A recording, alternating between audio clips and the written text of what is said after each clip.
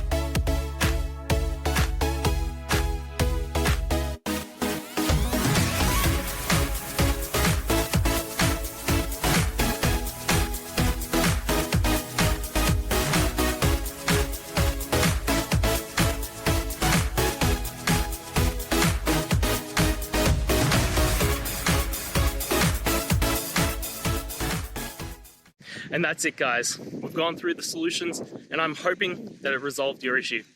If it did, please hit the subscribe button. I'd really appreciate it. And until next time, I hope you have a good one. Cheers.